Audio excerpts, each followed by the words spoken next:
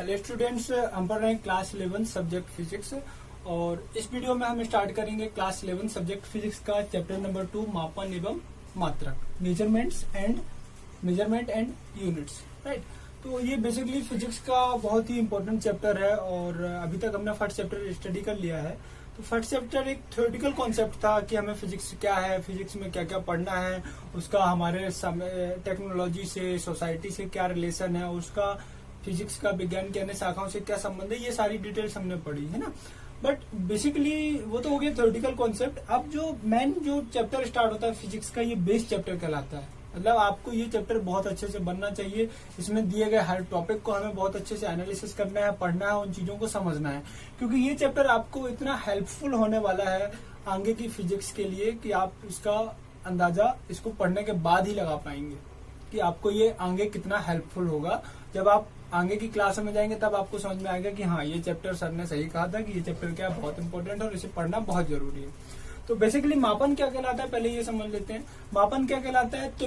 तुलना करना, किसी वस्तु की क्या करना, तुलना करना, किसी दी गई और एक मानक राशि से तुलना करना मापन कहलाता है। जैसे हमने बोला भैया 1 किलो आलू दे दो, तो भैया ने क्या किया, एक बाट लिया लोहे का पदार्थ लिया जिसे हम बाट बोलते हैं। बाट को तराजू में रखा एक साइड और एक साइड उसने आलू रखे। तो उन आलूओं की तुलना की करी, एक राशि से करी, दी गई मात्रा से करी, एक दिए गए एक भार से करी उनने, और उस प्रकार से हमें उनने तौल करके 1 किलो क्या दे दिए, आलू दे दिए। राइट, तो बेसिकली क्या होता है, किसी भौतिक राशि का मापन, भौतिक राशि जैसे पदार्थ, कोई भी किसी भी पदार्थ का मापन, किसी भी भौतिक राशि का मापन। जैसे यहाँ से हम खड़े हैं और हमें कहाँ जाना है, किसी पर्टिकुलर स्थान में जाना है। सपोज हमें सिहोरा जाना है, तो सिहोरा के बीच का डिस्टेंस एक भौतिक राशि है। मतलब जो आसपास की चीजें होती हैं भौतिक राशियां होती हैं। तो किसी भी भौतिक राशि का, जैसे पदार्थ हो गया, कोई भी किसी पदार्थ का मापन, किसी भी चीज का मापन एक दी गई मानक राशि, एक निश्चित राशि से किया करना ही क्या कहलाता है, मापन कहलाता है। मतलब किसी भी भौतिक राशि की तुलना, किसी भी भौतिक राशि की तुलना दी हुई मानक राशि से, निश्चित राशि से तुलना करना ही क्या कहलाता है, मापन कहलाता है ना। जैसे अभी हमने आलू का एग्जांपल समझा। यदि हम सपोज बोले कि आप भैया हम किसी जनरल स्टोर में गए, बोले कि हमें 1 लीटर ऑयल चाहिए या 5 लीटर ऑयल चाहिए, तो वो क्या करेगा, 5 लीटर ऑयल को क्या करेगा, नाप करके हमें दे देता है। मतलब उसने एक ऐसी चीज का, ऐसी वस्तु का उपयोग किया, एक ऐसी सिस्टम का यूज किया जिसकी तुलना उस लीटर की, उस तेल को उसमें लीटर के पैमाने में भरा और हमें नाप के दे दिया। तो वह लीटर जो ऐसा तो नहीं है कि यहाँ पर कुछ है, अमेरिका में कुछ और होगा, सभी जगह एक बराबर होगा ना लीटर की क्वांटिटी। तो वो निश्चित और मानक राशि कहलाती है। ऐसी राशियां जो सभी जगह सर्वमान्य होती है, सभी जगह लागू होती है, उन्हें हम क्या कहते हैं, मानक राशियां कहते हैं।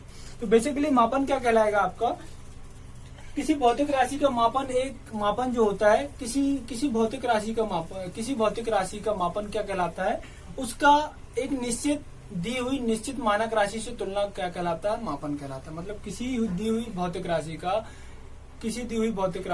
किसी निश्चित और मानक राशि से तुलना क्या कहलाता है, मापन कहलाता है ना। इसको अभी हमने कुछ एग्जाम्पल समझे, आप बुक में स्टडी कीजिएगा, आपको और समझ में आएगा। फिर यहाँ पर वर्ड आता है सबसे पहला भौतिक राशि। क्या आता है, भौतिक राशि।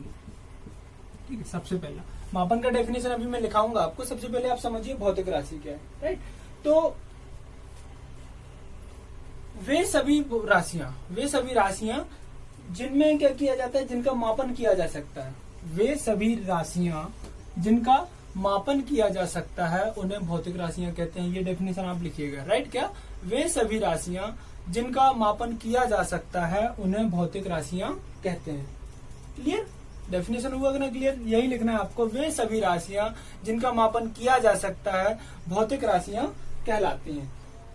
अब भौतिक राशियां जैसे एग्जांपल क्या क्या हो जाएंगे आपके, लंबाई, द्रव्यमान, समय, पदार्थ की मात्रा आदि। ठीक है, तो जैसे लंबाई हमने बोला, यहाँ से गोसलपुर जाना, तो कितनी लंबाई है उसकी, 10 किलोमीटर है। एक सपोज हमने बोला भाई साहब हमें 5 किलो टमाटर दीजिए, तो द्रव्यमान कितना दिया उसने, 5 किलो दिया, तो वह भौतिक राशि है। मतलब कोई भी वस्तु जिसको मापा जा सकता है, जिसका हम मेजरमेंट कर सकते हैं, उसे हम क्या कहते हैं, भौतिक राशि कहते हैं। जैसे समय 2 बज गया, 3 बज गया, तो माप सकते हैं। तो कोई भी चीज जिसे हम माप सकते हैं उन्हें हम क्या कहते हैं, भौतिक राशि कहते हैं। क्लियर। अब भौतिक राशि के बाद आता है आपका बेसिकली क्या, मापन। क्या आता है, मापन। तो मापन की आवश्यकता क्या पड़ी, पहले ये समझना पड़ेगा, फिर हम मापन की डेफिनेशन में आएंगे। मापन की आवश्यकता क्या पड़ी, हमें सबसे पहले ये समझना पड़ेगा, है ना। तो आपका जो टॉपिक होता है वो क्या हो जाता है, मापन की आवश्यकता। सबसे पहले क्या आ जाएगा आपका, मापन की आवश्यकता, है ना। पहला भौतिक राशि, फिर क्या,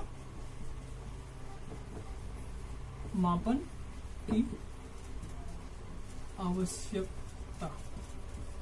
क्लियर, ये टॉपिक हो जाता है आपका। भौतिक राशि आपको क्लियर हो गया। जो मापन मैंने बताया स्टार्टिंग में से आपको समझना बस है, मतलब किसी राशि की दी हुई नियत मानक राशि से निश्चित राशि से तुलना करना मापन कहलाता है। ये जनरल आपको याद रखना है। फिर आपको मैंने भौतिक राशि बताया, वे राशियां जिनकी हम नाप सकते हैं, जिनको मापा जा सकता है, भौतिक राशियां कहलाती हैं। एग्जाम्पल दे दिया अपन ने। फिर उसके बाद आता है मापन की आवश्यकता क्यों पड़ी। ये क्वेश्चन होता है कि मापन की आवश्यकता क्यों पड़ी। तो आपको ये समझना है बेसिकली कि मापन की आवश्यकता क्यों पड़ी। तो होता क्या है कि जैसे किसी भी भौतिक राशियों को व्यक्त करने के लिए, किसी भी भौतिक राशियों को व्यक्त करने के लिए, उनके परिमाण को व्यक्त करने के लिए मापन की आवश्यकता होती है। कैसे, हमने आलू लिया भाई 5 किलो देना, तो 5 किलो आलू कब देगा, तौल करके देगा ना, माप करके देगा। तो किसी भी भौतिक राशि जैसे लंबाई, द्रव्यमान और भी सारी चीजें होती है, समय, ताप, ज्योति तीव्रता, धारा, तो इनको मापने के लिए किसकी आवश्यकता होती है, मापन की आवश्यकता होती है। ठीक है। तो एग्जैक्टली होता क्या था पुराने समय में, हम भौतिक राशियों का मापन अपनी ज्ञानेंद्रियों की सहायता से करते थे, जैसे देखकर, सुनकर, समझकर चीजों को। तो भौतिक राशियों का मापन हम पहले समय में अपनी ज्ञानेंद्रियों की सहायता से करते थे, और केवल जो ज्ञानेंद्रियां होती थी वह केवल क्या करती थी, किसी भी वस्तु को देख करके, अनुमान लगा करके उसका क्या बताती थी, मापन करती थी। मतलब पहले समय में क्या करते थे लोग, वस्तुओं का जो मापन, भौतिक राशियों का मापन ज्ञानेंद्रियों की सहायता से करते थे। परंतु ज्ञानेंद्रिय केवल क्या करती है, वस्तु को देखकर उसके मापन का, उसकी जो भी साइज है उसका क्या कर लेती है, ओनली अनुमान लगा सकती है। मतलब एग्जैक्टली मान, अनुमान द्वारा हमें पता नहीं चल पाता। जैसे हम दूर से देखें कि हाँ इतनी लंबाई है, बट पास जाके देखते हैं तो वो लंबाई क्या हो जाती है, बड़ी हो जाती है। दूर से वस्तुएं क्या दिखती हैं, छोटी दिखती हैं। तो हमने दूर से बोला भाई हाँ वो 5 मीटर लंबी है, बट पास गए तो वो 7 मीटर लंबी निकली। मतलब हमने अपनी ज्ञानेंद्रियों द्वारा क्या लगाया, अनुभव लगाया, तो इतना हुआ, बट अनुमान तो लगाया, बट जब पास में गए तो वह अनुमान क्या नहीं निकला, सटीक नहीं निकला। 5 निकला, 5 की जगह 6 निकल गया, 1 चल जाता है, बट सटीक आंसर नहीं हुआ हमारा। तो इसी को बेसिकली कहा गया है कि ज्ञानेंद्रियां केवल क्या करती हैं, अनुमान, ज्ञानेंद्रियों द्वारा हम किसी वस्तु का अनुमान लगा सकते हैं ना कि वो उसका मान कैसा होगा, बट उसका एग्जैक्ट मान, यथार्थ मान, शुद्धता पूर्वक मान हमें प्राप्त नहीं होता। जैसा कि मैंने आपको एग्जाम्पल बताया, जैसे अपन पौधों को देखें, लगे हुए बहुत सारे छोटे पौधे, तो बता सकते हैं हाँ लगभग इतनी ऊंचाई के होंगे, बट एग्जैक्ट वैल्यू हम बता पाएंगे कि प्रत्येक पौधे की कितनी लंबाई है, नहीं बता पाएंगे ना। तो इन्हीं चीजों को व्यक्त करने के लिए किसकी आवश्यकता होती है, मापन की आवश्यकता होती है, एक निश्चित राशियों की आवश्यकता होती है। जैसे 2 बर्तनों में क्या है, पानी है आपके पास, एक में गुनगुना पानी है, एक में ठंडा पानी है। तो हमने यदि अपने दोनों हाथ उनमें क्या कर देते हैं, डाल देते हैं, तो एक हाथ में गर्माहट फील होती है और एक हाथ में कैसा लगता है, हमें ठंडा लगता है। बट कितना ठंडा है, कितना गर्म है, ये इसका मान हमें कैसे पता चलेगा, जब हम उस वस्तु का टेम्परेचर मापेंगे कि भाई ये वस्तु में जो पानी भरा है वो कितना टेम्परेचर है, कितना ताप है, कितना ठंडा है, कितना गर्म है। तो इसका एग्जैक्ट मापन हमें कैसे पता चलेगा, जब हम उसका मेजरमेंट लेंगे। अनुमान से बता सकते हैं हाँ इतना गर्म है भाई, थोड़ा गर्म है, ज्यादा गर्म, बोलते हैं ना अपन लोग, यार पानी बहुत ठंडा, कितना ठंडा है ये नहीं बता पाएंगे। इसका मापन कैसे करेंगे, हम मापन द्वारा करेंगे। तो मापन में एग्जैक्टली क्या किया जाता है कि वस्तुओं की जो दी गई राशि की तुलना एक निश्चित नियत मानक राशि से करते हैं, तो वो मापन कहलाता है। और इस प्रकार हमें मापन की क्या होती है, आवश्यकता होती है। इसमें आपको लिखना क्या है वो मैं आपको सेंड कर दूंगा। फिलहाल में आप मापन की आवश्यकता है जो आपका हेडिंग है उसको पढ़ेंगे आप, राइट। फिर इसके बाद आ जाता है, मतलब सिंपली एक लाइन में कहने तो भौतिक राशियों के परिमाण को शुद्धता पूर्वक बताने के लिए मापन की आवश्यकता होती है। एक लाइन का आंसर क्या हो जाएगा, भौतिक राशियों के मान को, परिमाण को शुद्धता पूर्वक दर्शाने के लिए, व्यक्त करने के लिए मापन की क्या होती है, आवश्यकता होती है। और भौतिकी के नियमों, सिद्धांतों का यूज करके किसी भी भौतिक राशि का मापन किया जाता है और उसे अपन को व्यक्त करते हैं, राइट। फिर आता है आपका मात्रक, मानक, मापन, है ना। तो मापन का जो डेफिनेशन मैंने बताया आपको वही है क्या, किसी भौतिक राशि का। इसके बाद किसका डेफिनेशन आएगा आपका,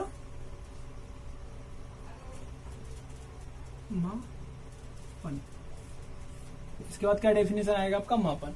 तो मापन क्या कहलाता है? किसी भौतिक राशि का एक नियत ज्ञात मानक राशि से तुलना करना मापन कहलाता है। क्या डेफिनेशन लिखेंगे इसमें आप? किसी भौतिक राशि का एक नियत ज्ञात मानक राशि से तुलना करना मापन कहलाता है। जैसे कि हमने फर्स्ट में डिस्कस किया था, आलू लेते हैं तो उसका एक बांट रहता है 5 किलो का या 1 किलो का, तो एक नियत है और निश्चित है, मतलब वह 5 किलो का बांट सभी जगह 5 किलो रहेगा। ऐसा नहीं कि अमेरिका में कम हो जाएगा, आधा कम, थोड़ा कम हो जाएगा, नहीं। इसलिए हम बोलते हैं किसी भौतिक राशि का एक नियत, निश्चित, जो नियत मतलब जो सभी जगह स्थिर हो, कांस्टेंट हो, निश्चित मतलब जो उसका मान बदलता ना हो, इस प्रकार की मानक राशि से तुलना क्या करना कहलाता है? मापन कहलाता है।